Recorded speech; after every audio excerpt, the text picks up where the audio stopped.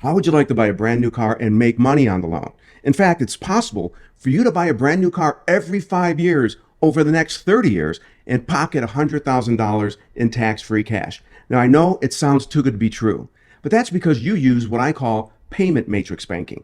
I've shown thousands of families how to build wealth using the same dollars they're already spending, and over 11,000 people have already learned this exact car buying strategy because the numbers don't lie, and what you're about to see will change how you think about car loans forever. You've been there, the car showroom, the intoxicating smell of leather. Your dream ride's just a signature away. You make your choice, and then it's that long, anxiety-inducing walk into the finance manager's office. You start breaking a sweat. You're thinking, will I qualify? Is the rate real? What's going to be the catch? This is the payment matrix in action, a system that profits off of your stress, your credit, and your cash flow, and traps you in the payments that make the banks rich instead of you. But what if you never had to play their game again? Instead, just a few days before you walked into the dealership, you logged into your private family banking platform, clicked a few buttons, and boom, 30 grand lands in your account. No credit check, no application, no financial interrogations.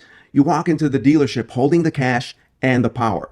Here's what most people don't realize.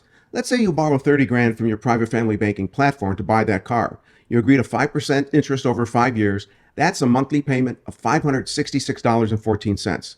Over those 5 years, you'll pay $3,968.22 in interest.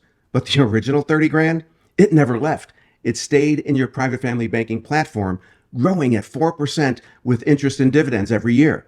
And by the end of the loan, that 5-year loan, that money earned $6,629.90, giving you a net gain of $2,661.68. You bought the car, made the payments, and still came out ahead $2,600. Now, you've heard the old line, buying a brand new car, it's a horrible investment. You lose money right after you drive off the lot. Well, that's true if you're using the wrong kind of banking. But let me ask you this. If cars are such a bad investment, why are finance companies falling all over themselves just to loan you the money for one? Because in the payment matrix, the car isn't the asset, you are. Your payments, your stress, your interest, that's where the profit is. But when you use private family banking, you flip the script. You're not just the borrower, you're also the banker. And you don't just buy the car, you profit on the money used for the purchase. Now, here's where it gets crazy.